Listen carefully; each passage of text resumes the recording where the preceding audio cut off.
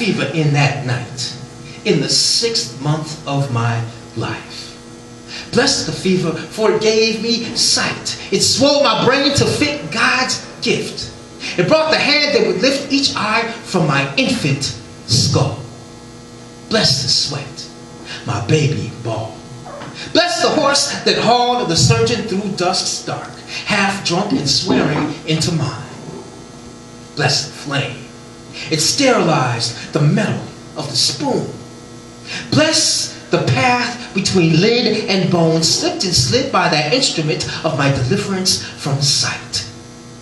Bless the handling of the knife. Bless that night that gave me night. Wrapped around my bloody face, whispered how I could be grace notes, arpeggios, a piano roll of sound, copying each note from everything around me. You see, I'm sure at first there was the hurt and the scalding pain. But then again, bless an infant's too short memory. All I know is what lies beyond light. I've learned this is what's right for this one right here. Yes, bless the fever. Then listen close. Spare an ear to this piano and shut your eyes closed. Come on.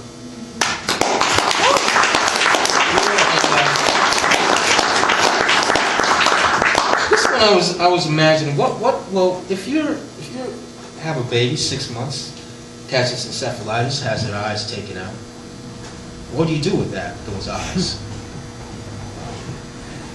And what happens when baby gets old enough to ask, well, Mom, how did I go blind? This is a blind boom's vision.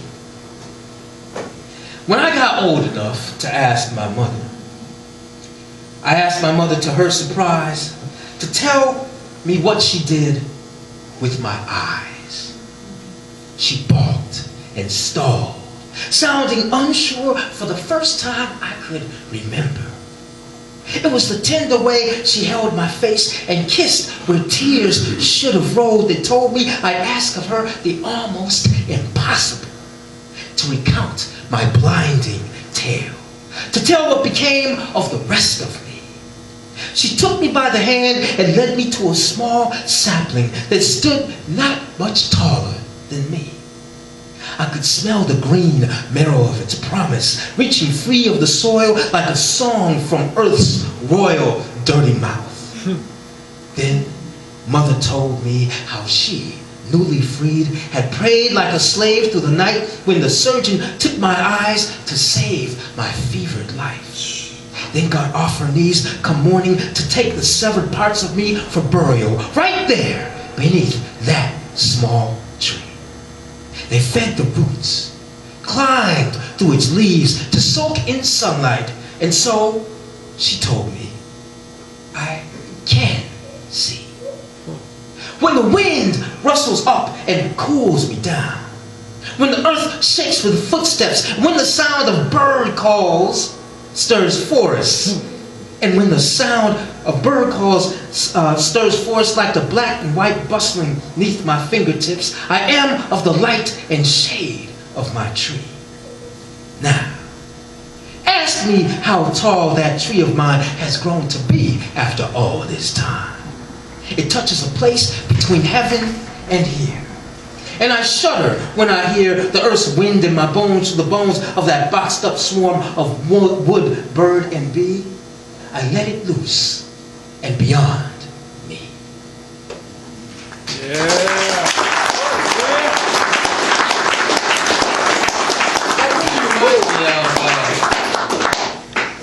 Of John, your poem. I was thinking about Eric Dolphy listening to bird calls and notating birds.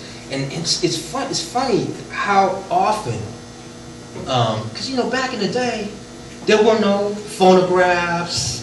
If someone was performing music, they were directly in front of you.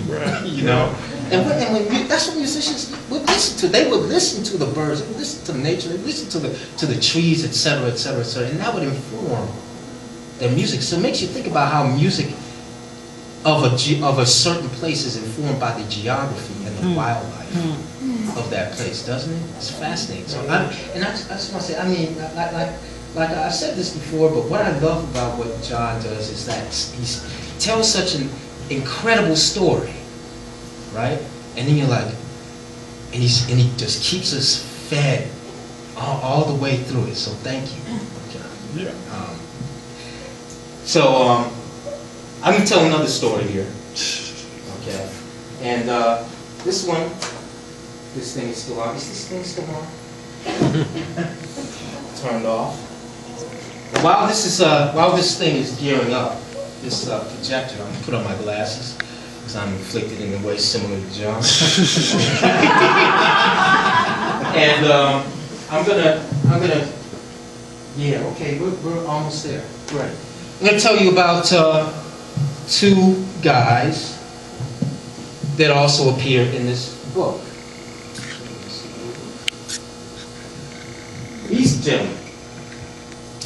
That is Bert Williams and George Walker.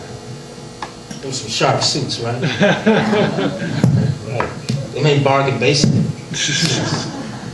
They got them suits through performance. They were minstrels, straight up minstrels. Came out directly out of the minstrel show tradition.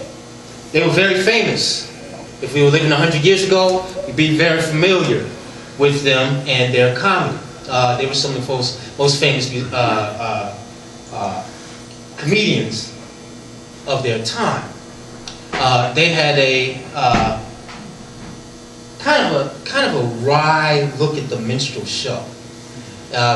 For example, their idea was, as I had explained before, minstrel shows were mostly performed by white folks in blackface, right? So they would do minstrel shows, but they would put on blackface.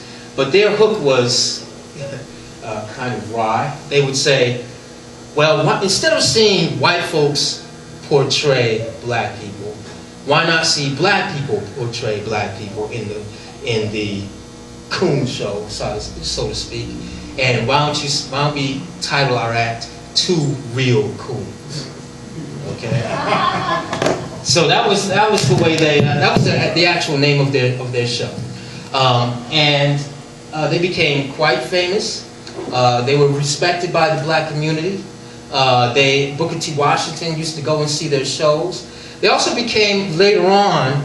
They were born in the 1870s, and later on, towards the turn of the century, they became responsible for some of the very first independent black theater productions.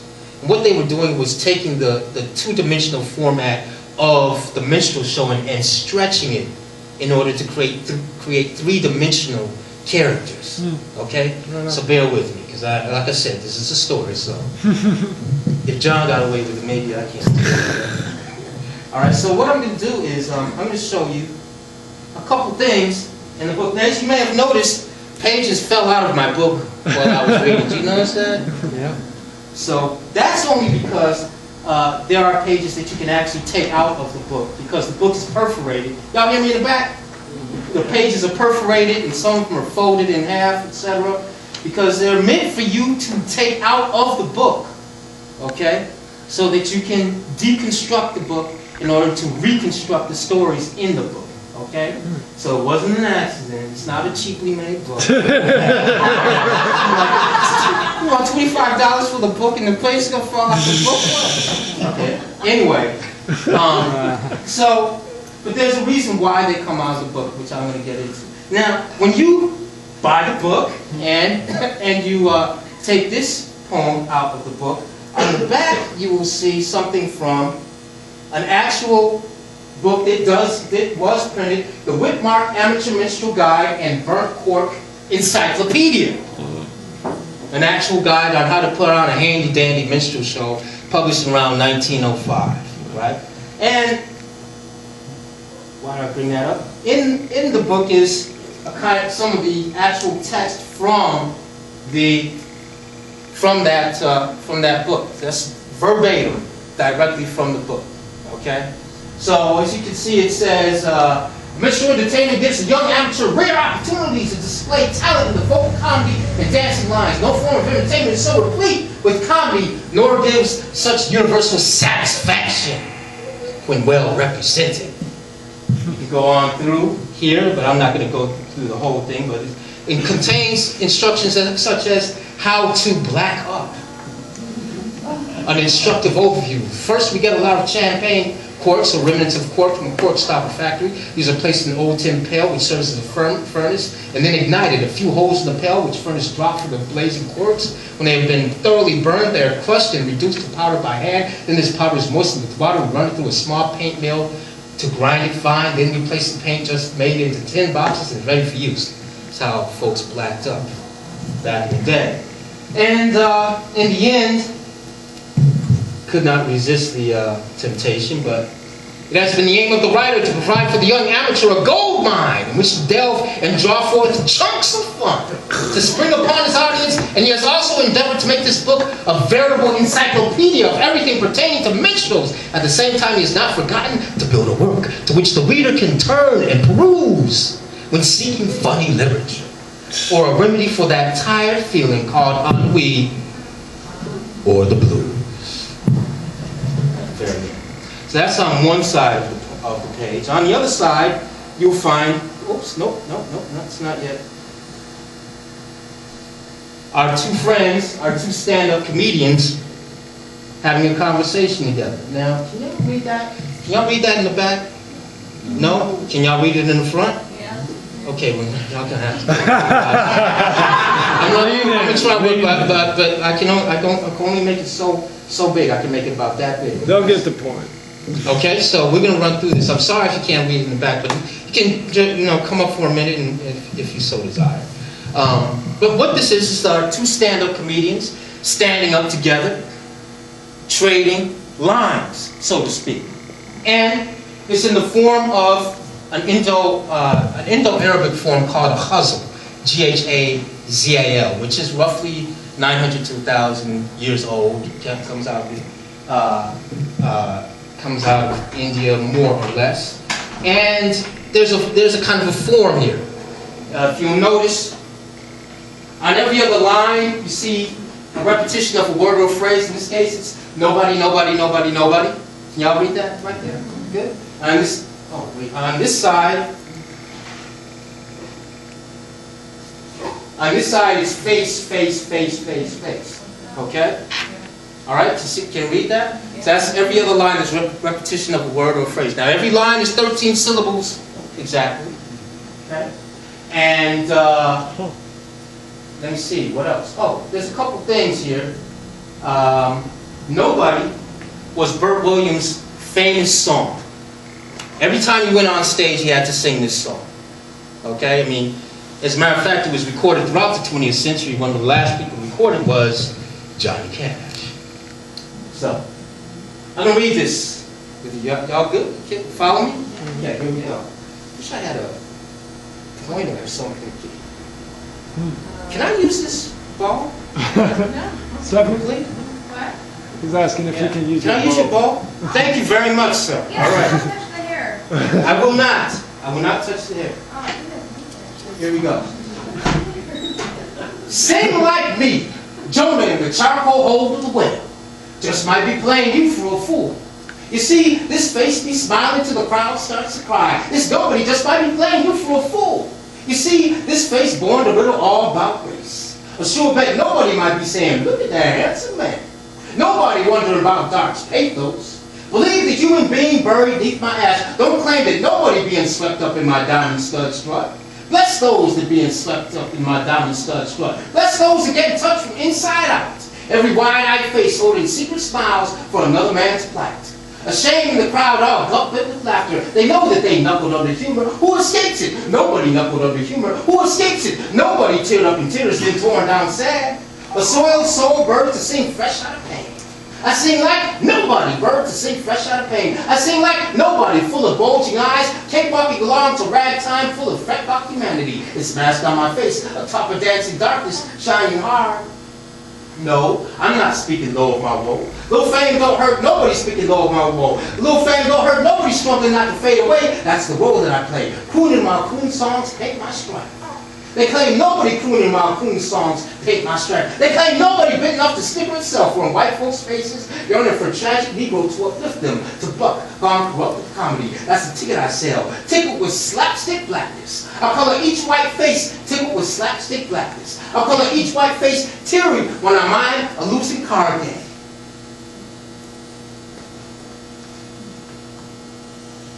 Where I want them all grinned up. I stay sharp where I can't get nobody clowning with minds freed up. They see me, and soon they get themselves. See, most crowds know nothing about nobody trying to rise up the race. We're two real coons, proud of spitting back high class race where all the bile been swallowed, trying to rise up the race. We're two real coons, proud of rising through blackface. Some claim how we ain't nobody been sitting here to ponder on pride, but we've sweat cold, minding joy out of hurt.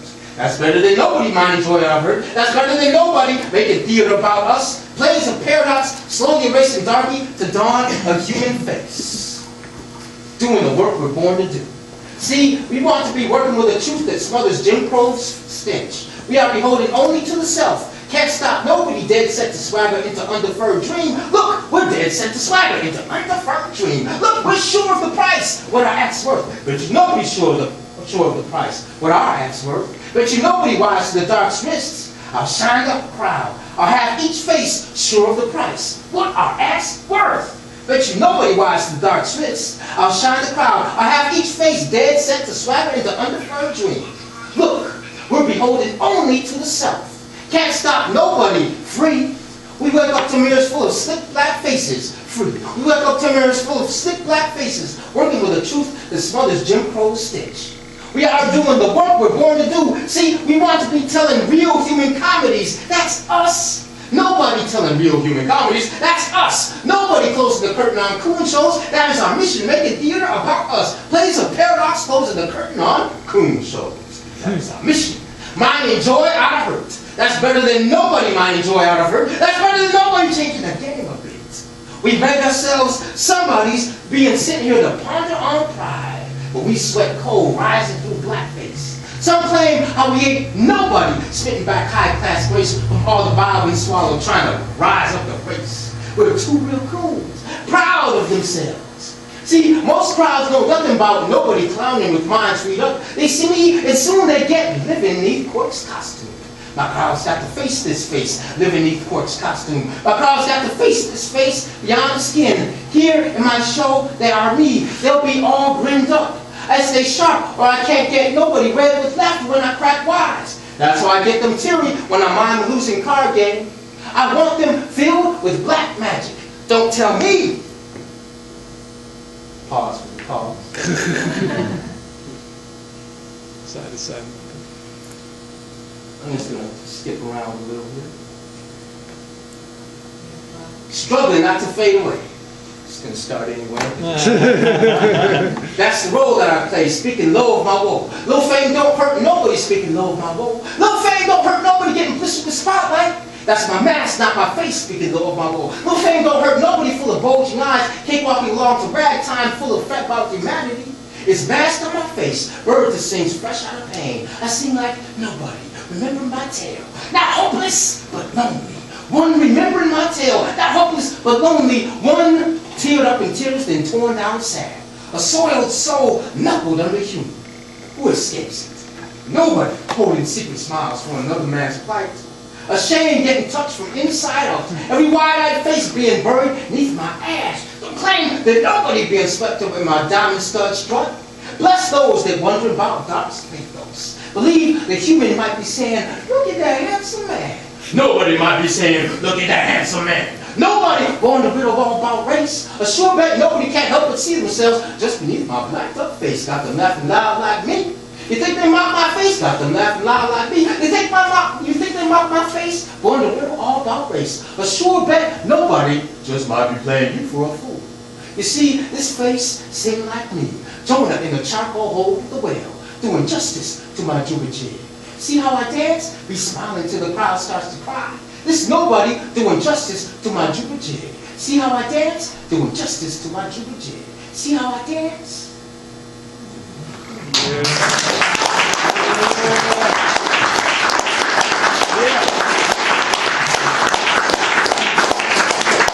So, what they're doing is trading lines, and basically every line leads to every line that is adjacent to it in some way. Diagonally, across, to the other side, etc. So every line leads to 5 lines around, so to speak. Now, one other thing about this poem here is that what we're looking at when you take the poem out of the book here, looks like this. Now on the other side is the amateur minstrel guide and Bert Encyclopedia instructions. But when you take this out of the book, it's perforated very neatly, so it tears out very quickly, and cut down the dotted line. What you have here is a 2-dimensional, as my wife has informed me, X, Y axis. She's a math teacher. What you have here is a 2-dimensional surface.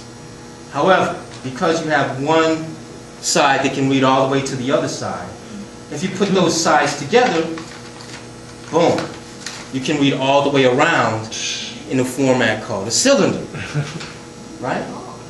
That also works when you attach the top to the bottom.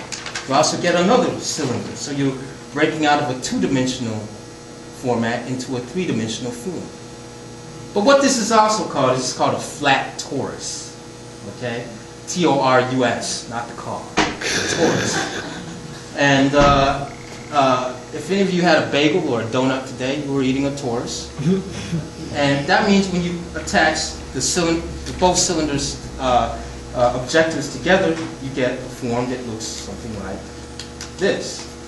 And you can read it around and around on the inside and on the outside, like a donut. Okay? So it reads continually around and around and around and around.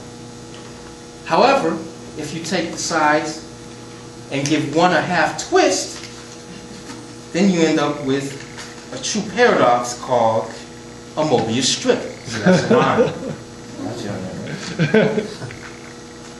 A Mobius strip, which reads around on one side and then flips to the other side, continually ad infinitum.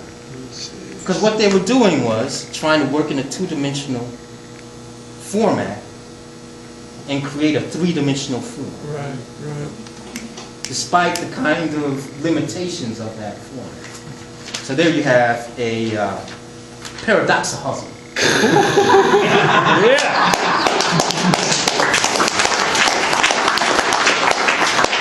So there are many other characters in the book, but I don't want to take up too much more of your time. And I just want to say thank you, Nick, for putting this together. And this is a fantastic. I'm definitely walking out of here with something today. This amazing glass factory here. And I want to thank you for coming out today and appreciate it.